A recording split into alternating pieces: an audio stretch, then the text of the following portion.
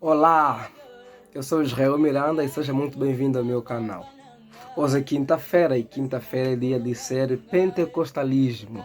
E hoje eu quero falar com vocês um pouquinho sobre o avivamento da Rua Azusa. Não concretamente sobre detalhes históricos, mas sobre as lições que aprendi com este avivamento e o seu líder William Joseph Seymour. A Rua Azusa, para quem não sabe, foi o catalisador do movimento pentecostal.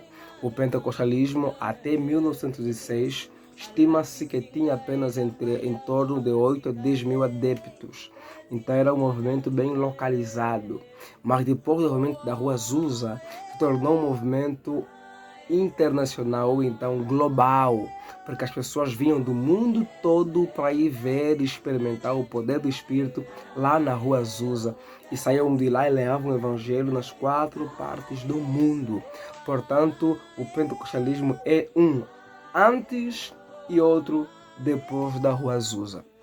E quais são as lições que eu aprendi com esse avivamento e com o seu líder, que é o William Seymour? Vou partilhar com vocês 7 lições. Tem muitas outras, mas 7 lições podem ser suficientes. Por vídeo também não fica muito extenso. Se vocês gostarem e pedirem aqui nos comentários, eu farei um outro vídeo com mais lições que aprendi com a Rua Azusa.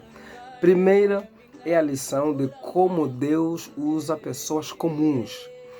William Seymour e os demais na Rua Azusa eram pessoas comuns, pessoas simples, pessoas sem preparo acadêmico, pessoas não ricas, pessoas bem pobres. Seymour, por exemplo, foi filho de ex-escravo. Seymour foi cego de um olho.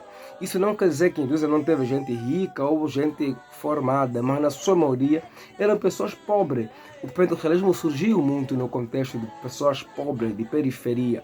E William Seymour, embora fosse tudo isso, e o contexto de Azusa era uma igreja pobre, e de fato era, até porque o templo que eles alugaram era assim, bem pobre, embora tenha tudo isso de coisas comuns, pessoas pobres, simples, o que Deus usou esse avivamento não está no gibi, é extraordinário. O impacto da Rua Azusa no cristianismo é um absurdo. Entenda absurdo aqui como extraordinário, sem podermos medir. Prova disso é que as tradições não pentecostais até hoje são influenciadas pelo pentecostalismo, na liturgia, na pregação, na teologia, na ênfase carismática e por aí vai. Prova disso é que hoje boa parte dos acadêmicos são o que? São continuistas, são pentecostais e alguns carismáticos. Exemplo, nós temos ali N.T. White, Jaime Dunn, Dea Carson, Roger Strontar, Robert Menzies, Gordon Fee, são todos autores pentecostais, carismáticos e continuistas. E isso é sem dúvida também por influência do movimento da Rua Azusa. Portanto, embora fossem pessoas comuns, pessoas simples, pobres, quando pessoa comum se entrega totalmente para Deus, Deus faz e usa eles para grandes coisas. A segunda lição que aprendo com Azusa é como o Espírito Santo rompe barreiras. O Espírito Santo quebra paradigmas. Por quê? Porque na Rua Azusa, o contexto de Azusa é um contexto de quê? É um contexto de racismo, muita segregação. Brancos e negros não podiam estar juntos. Igrejas de branco, igrejas dos negros, tinham leis que proibiam que brancos e negros ficavam no mesmo local. William Seymour, por exemplo, em 1905 teve que estudar na escola de Parham, mas não podia entrar na sala com os brancos, teve que ficar onde? No corredor, aprender no corredor. Olha aqui a humildade do Seymour por querer aprender e como é ruim o racismo. Mas o interessante é que em Azusa, brancos e negros cultuavam juntos. Negros colocavam a mão na cabeça dos brancos e não tinha problema algum. Digamos, o Espírito Santo rompeu os paradigmas, rompeu os preconceitos, rompeu as barreiras raciais que existiam, porque o Espírito Santo é para todos, é para o branco, é para o negro, é para o rico, é para o pobre, é para o alto, é para o baixo, para o gordo, para o magro, para o angolano, para o brasileiro, não importa quem você é, se nós nos submetemos ao Espírito Santo, todos podemos ser cheios do Espírito Santo Santo e o nome do Senhor será glorificado. E como dizia Frank Bartima, em Azusa, a cor racial foi lavada pelo sangue do Cordeiro, pelo sangue de Jesus. É isso mesmo, o Espírito Santo quebra barreiras, quebra paradigmas dos homens, e quando o reino de Deus é implantado, todos são contemplados. A terceira lição que eu aprendo com a Rua Azusa é que o amor não aceita tudo. Porque William Seymour é conhecido como um teólogo muito do amor. Seymour, a sua teologia era muito pautada no amor. Inclusive, ele entendia bater no Espírito Santo evidenciado com o quê? Com amor. Ele entendia que a evidência do bater no Espírito Santo era o amor. Era mais amor por Deus e mais amor ao próximo.